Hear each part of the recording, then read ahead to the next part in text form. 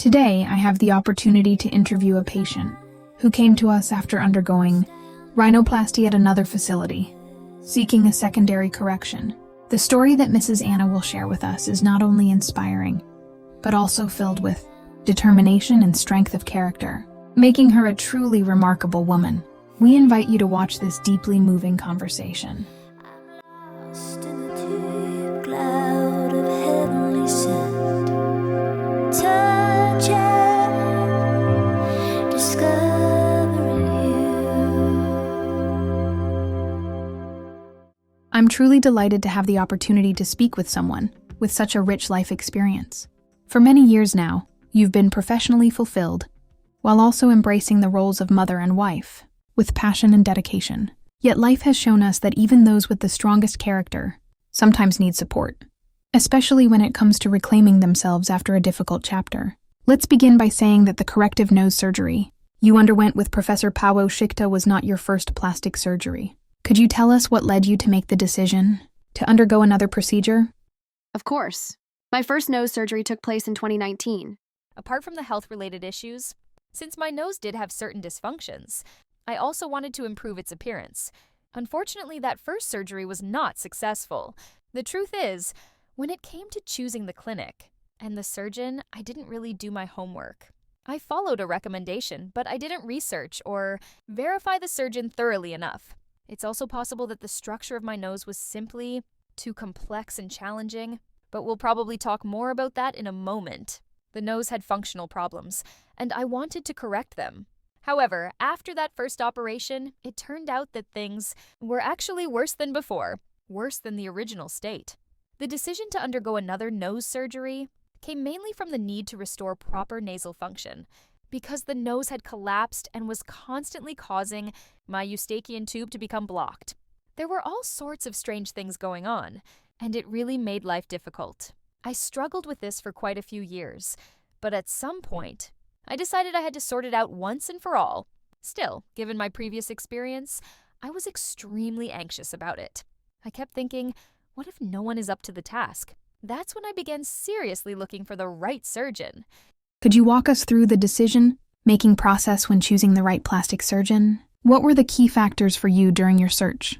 When it came to finding the right surgeon, well, as we mentioned earlier, Ms. Magda, I generally have quite a strong personality, so I'm someone who values clear facts and specifics. Especially considering my previous experience, I was very aware that, first of all, the surgeon had to be someone with truly extensive expertise in this field. Secondly, a true professional, someone who knows exactly what they're doing.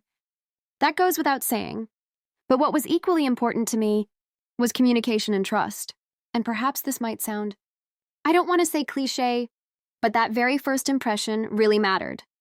That initial sense of trust, that patient-centered approach was absolutely key for me.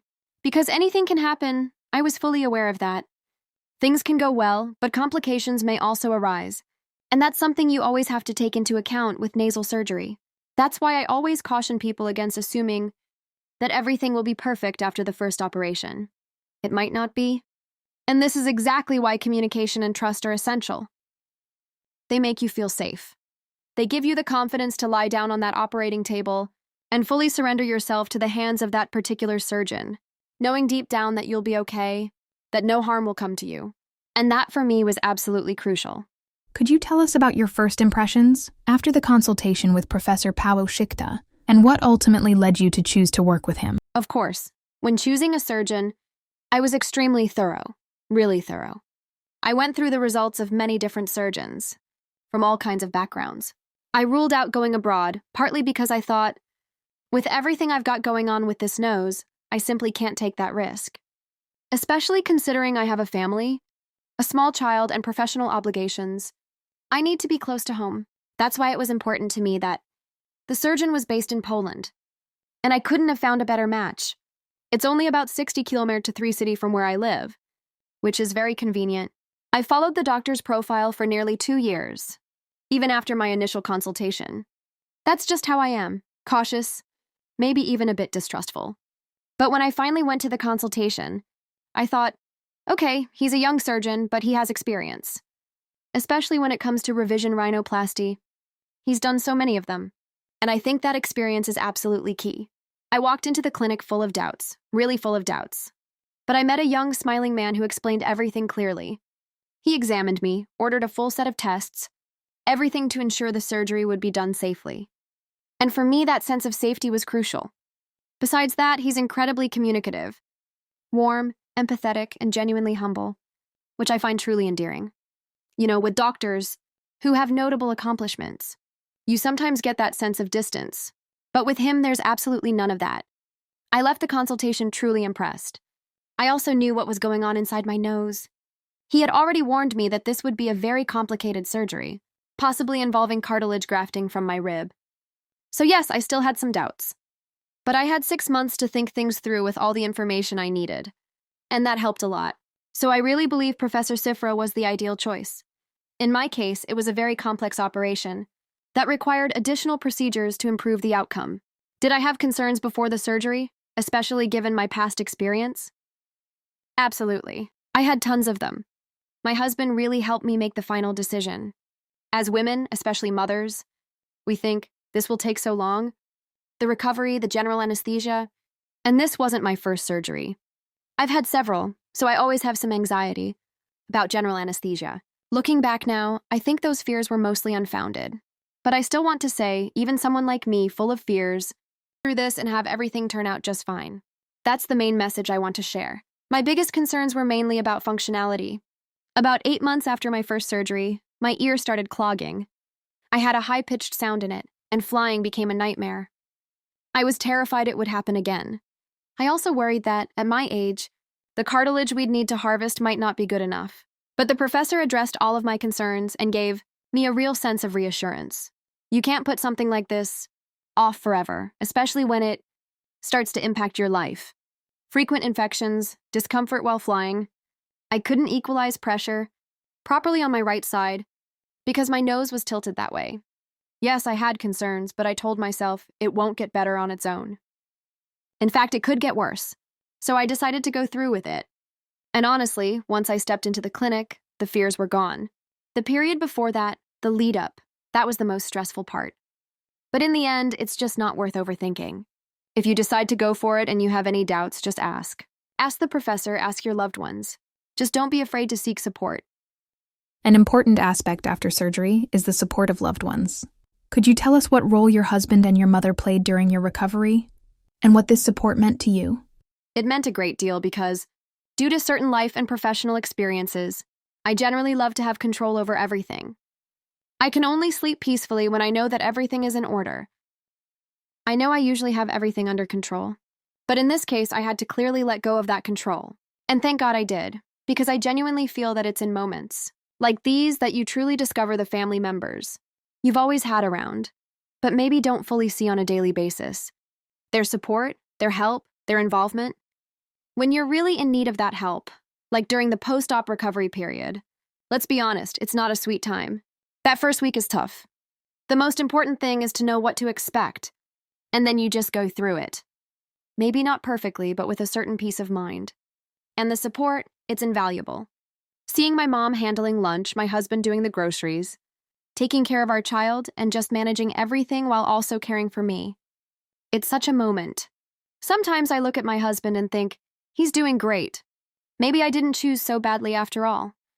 It's wonderful, right? It also shows me that I can step back, share the responsibilities, and not feel the need to control every little thing. And in doing so, I find space for myself. That's what happened. This recovery period taught me that I can go away with my girlfriends for a week, and the household will still function just fine. Nothing falls apart. I regain this sense that it's okay to do something for myself, without living solely for my responsibilities. And I think that's what it's all about. What advice or tips would you give to people who are also considering secondary rhinoplasty, based on your experience after the surgery? First and foremost, don't rush. Be patient and give yourself time. It's really important now, besides the obvious things, such as the surgeon's competence, whether they participate in various conferences and continue to expand their knowledge. I think that's also very important, because the world is constantly changing and improving in every aspect. So staying up to date is essential. Trust in the surgeon is key, as is communication, which I've already mentioned. But also, patience, perseverance, and not expecting too much from yourself. Don't make the mistake I made, which was wanting to have the procedure immediately, right away, without taking time to really think it through. As for advice I could give to people planning a procedure like this, especially when it comes to secondary reconstruction, or any reconstruction really, but I think secondary procedures carry more doubts and uncertainties. When making the decision, it's crucial to be patient. Really take the time to find someone, a surgeon, with whom you can build a good connection. I've already found mine, but in general, that relationship is key. It allows you to clear up doubts at every stage.